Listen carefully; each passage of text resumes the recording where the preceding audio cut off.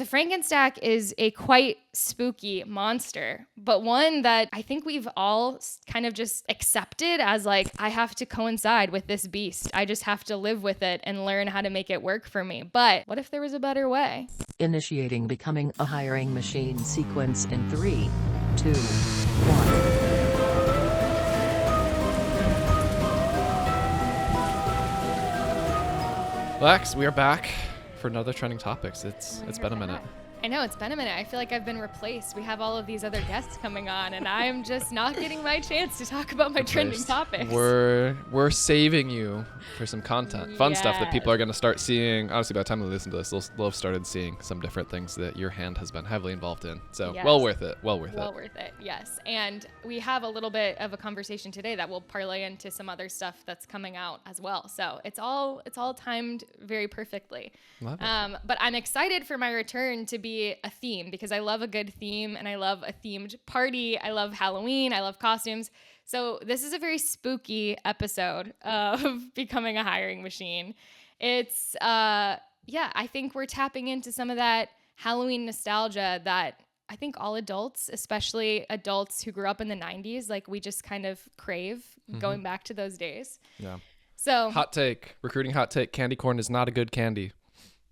I disagree. I'm a candy corn lover, and I even love the pumpkin ones that are like double, like 3 candy corns in one. God. Love those. I love eating the equivalent of chalk, basically. Yeah, candy corn is one of the most divisive candies out there. It really I'm convinced. So you love it or hate it. There's no like, yeah, I can munch on it. Like it's okay. Like it's not. I've never met someone who's just doing that. Yeah, I've never met someone neutral on it. That's a good point. You either love it or you hate it. And I'm in the love camp. I've got to say, I love a good like salty sweet thing, like a popcorn mix that then has candy corn in it, like almost like a trail mix, but it's like got candy corn pieces throughout. Fair. Okay. I love it. Hey, this is why it works. We balance each other out. Exactly.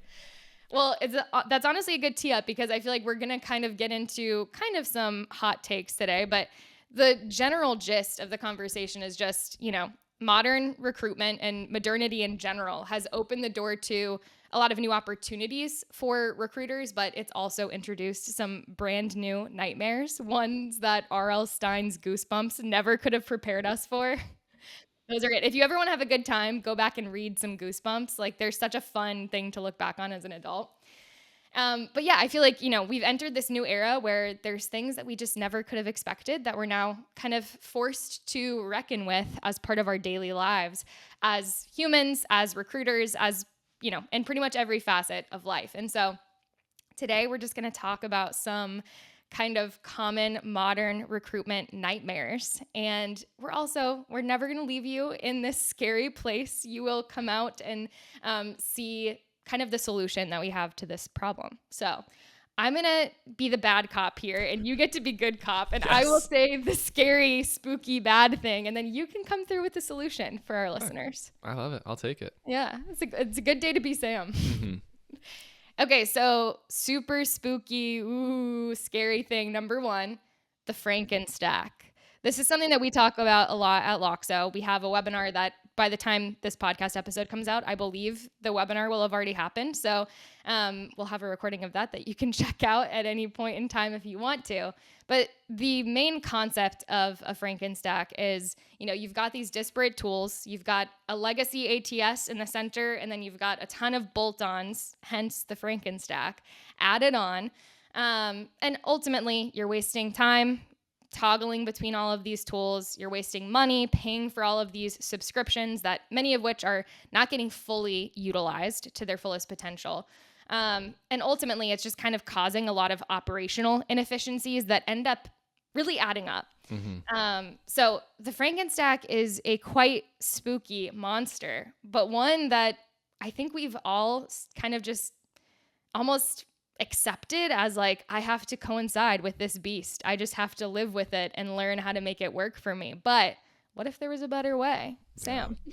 What if there was a better way? Dun, dun, dun. Enter the bright white light. Walk towards the light. Walk towards the light. I mean, obviously, this is our podcast and the talent intelligence platform. Like, that's what we're setting out to solve for. At the end of the day, is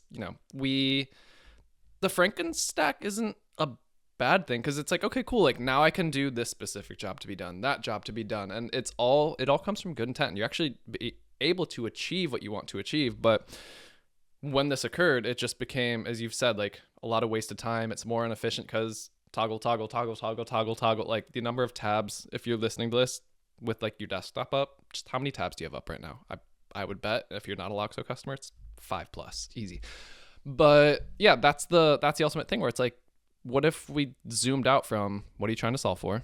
You're a recruiter. What are the jobs to be done? Like, what if that was just in one place? What instead of a Frankenstein's monster stack, you had something just sophisticated but simple? Like, you just easily pop in, you know what you want to do.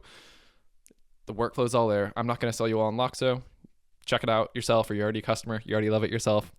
Beautiful, beautiful thing. But yeah, I mean, that's kind of the fun, why we love Halloween. It's just like, we can literally show like this monster, the Frankenstack, and say like, this is what you're dealing with, this monster. And then, here comes Tippy, the owl with the talent intelligence platform. Ready to save the day. Exactly. Yeah, no, totally with you. And I think ultimately, like, yeah, data silos in general, this is not like a sexy topic, but it is something that, like, if your data is, it's not just about toggling, it's about the data that's living in each of these tools that's so separate and disconnected. And so having to bridge that gap, there's a lot of things that slip through the cracks, even if you're really, really on top of your stuff. And so I think that's one of those like hidden costs associated with a Frankenstack, is like, yeah, you've got good intentions. You might even have a good workflow, but there's those inevitable things that just slip through the cracks as you swap between tools. Yeah. Yep. Okay. Speaking Okay. Frankenstack. So the next fun fact, totally going to side rail us because everyone loves a good kid story. Saying spooky. So our daughter right now, she's 2.5 years old. It's nothing spooky. It's Pookie. Pookie ghost. Pookie ghost. So every time I hear spooky, my head immediately goes Pookie. And anyone listening will like that. I was like, fun story. Hard not to share that. I love that. What's her Halloween costume this year? She has 2. She's going to have 2 costumes. Of course, one is naturally a ghost, because she has her little like preschool that she goes to. And then the nighttime Halloween trick-or-treating. So she's going to be a ghost for one, and she's going to be a pookie ghost, a very pookie ghost, and then a firefighter for the other one. Oh my gosh, I love that, and I can't wait to see pictures. Yes. Oh, you will. Don't worry.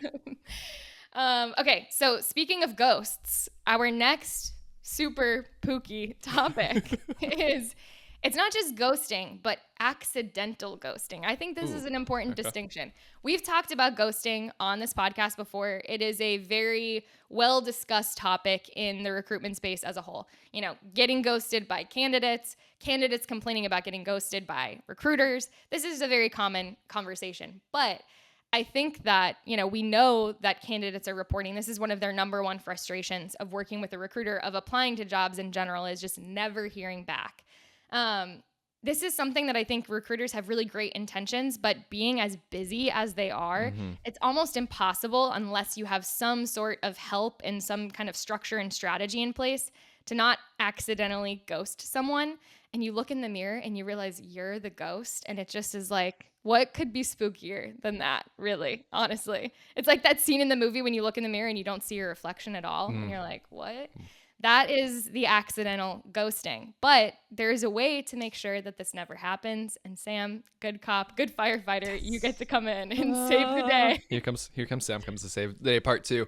Yeah, this is like where your outreach campaigns really come into play. And so you can solve this with nurture campaigns. We've touched on this a little bit before. Honestly, I forget which episode number it is, but Darren Bush was one of the people that we spoke about with, and then you and I riffed on it a little bit after that as well. But yeah, this is where many times most recruiters stop outreach it once you get a response, and it's like, okay, everything is 1-to-1 at that point. Hey, you've got your screening call coming up, you've got your first interview coming up.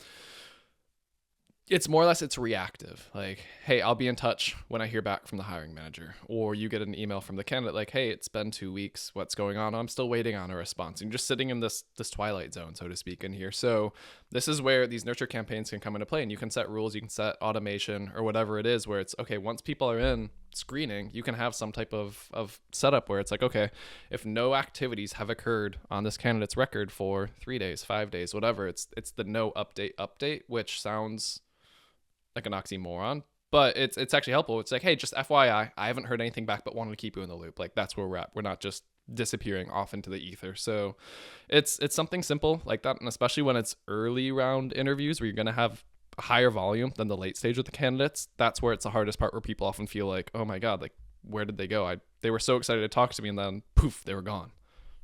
Totally. No, and I think, like, we talk about this all the time, but relationships are your biggest asset. And so doing what you can to put systems in place that help you preserve those relationships, whether it's candidates, whether it's clients, whatever it may be, that's really, really important. And so looking for the opportunities to do that and making sure that you're not accidentally ghosting anyone is really important. And to your point, there's been many studies, many surveys done on this. Most candidates say they'd rather hear a no than hear nothing at all. So giving them an update of, yeah, not much has changed, or even, hey, bad news, we went with a different candidate. That's always better than silence or white noise, spooky white noise. All right, hold on. I'm flipping the script on you. You're gonna get to be the good guy on this last one, but my also gosh. because I think you speak to the solution much better than I do here. Okay. So, all right. Third spooky problem, zombie mode. So the problem of this here is we've gotten to the point with AI, especially, where it's just like efficiency. How much can we push through this AI tool to take admin off of my plate, to write this email that I don't want to reach or send, and then bop it out to 100 more people with it? But it's become a numbers game, and we've seen this in marketing and sales with the predictable revenue model, where it just became like, oh, if I make 100 dials instead of 50 dials, then we'll get 2 times more leads, because numbers. But what you forget to take into account here is, what does that mean for the conversations themselves, the ability to make it relevant, personalized? So this, you had a good point here, where it's like making sure that you remember candidates, clients, they're humans, they're people at the end of the day, and not letting that slip through the cracks. So how do you solve for this? Like, what's your take on the solution? Yeah. No, I love the concept of zombie mode, because, AI is positioned, rightfully so, as something that can help us become more efficient. But we need to think about, okay, efficiency for efficiency's sake. I love how you talk about Goodhart's law a lot, within marketing. Anything that can be measured will be measured. And ultimately, you have to wonder, am I measuring even the right thing? Is it revealing what I think it's going to reveal? Am I using almost like flawed metrics to guide my strategy? And I think this is something where we see this a lot, where, if I open my inbox right now, I probably have 100 very obviously, very easy to spot AI messages that I'm probably never going to read. And I think that this is, we're at that kind of inflection point where we have to start having this conversation of, okay, you do need to evolve in order to stay ahead as the status quo shifts. It's shifted dramatically in, the past 3 years, faster than we've ever seen before. You do need to get on board, but you also need to do so strategically. You can't just do it just for the sake of doing it. And I think that's the point that we're at right now. I love, I was thinking about the episode that we did on AI experimentation and how to conduct an actually good AI experiment. I'll link that in the show notes, because I think it's very relevant to this conversation. If you're just going into zombie mode and the work that you're doing is 90% soulless, that's how it feels to you, that's probably a good indicator that it's not going to resonate with the people that you're reaching out to. And again, recruitment is a people business. Yes, AI is a tool that we can use to help us, and you should use it to help you become more efficient. But be strategic and intentional about what you start to leverage AI for and what you really make sure you're applying the human touch to. And again, we talk about that a lot. I feel like you do a great job of detailing that in the account-based prospecting episodes that kind of walk through, where do you start to create like an automated outreach sequence, and where do you start to apply that human touch? There's a balance there. There's a lot of nuance. So it's not as simple as evolve, press the AI button and move forward. No, you've got to kind of think through, how do I do this strategically? And there's, as you were saying, there's an irony to it. So you said you've got like 100 messages in your inbox. Most of them are probably AI. So if everyone's thinking, oh, I can do more with AI, and they start sending it, you're doing more. But the ones that stand out are the people that haven't changed that much. They're still doing the research. They're still doing the human touch. They're still sending the same amount they were before or less. But that's standing out more now, because it's not this AI slop that everyone keeps talking about. Like, you actually like, oh, I can tell someone wrote this, versus whatever formula is the name of the day on the LinkedIn feed today that's saying like, do this and you're going to 10x your open rates and stuff. You know what it is, but it's the balance at the end of the day of how do you straddle that middle ground. So yeah, it'll be interesting to see where this pendulum kind of lands in the middle as we keep swinging. Yeah, and everything does come full circle. We're seeing a return to direct mail. I'm getting more catalogs, in the past couple of months. And you than read I've them. ever. Yeah, and I read them, and I Yeah. love going through them. Physical media is so back. We're like, people are loving this stuff because there is a nostalgia, and it's just fresh and unique.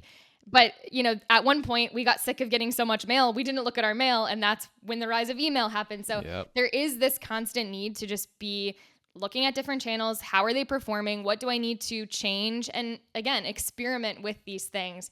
Don't just take it as, okay, this is the playbook and I must run in this direction. There's a lot of room to kind of figure out what works for you. And ultimately, zombie mode, the risk of it is just walking straight ahead in a direction without thinking. You're mindless. You're focused on only one thing, eating brains. That's all you care about. But I think we need strategy, we need intention, or else you're not headed in the right direction. Yeah. Yeah. I mean, I think that's a great spot to wrap it up. I mean, it's 3. They're spooky. They're on point. They're pooky. Don't want to be a pooky Frankenstack zombie. Yeah. I might have to share this episode with her in 10 years when she listens. Honestly, or she can yeah. Please don't, Dad, for the love of God. I never want to talk about work with you.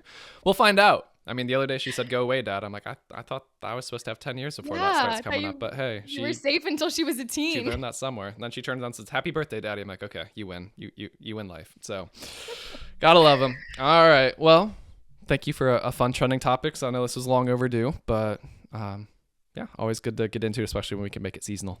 For sure. Happy Halloween, everybody. Oh, yes. Cue Ghostbusters theme. All right. Matthias will definitely do it. He definitely will. All right. Y'all have heard enough of us. See y'all next week. Bye.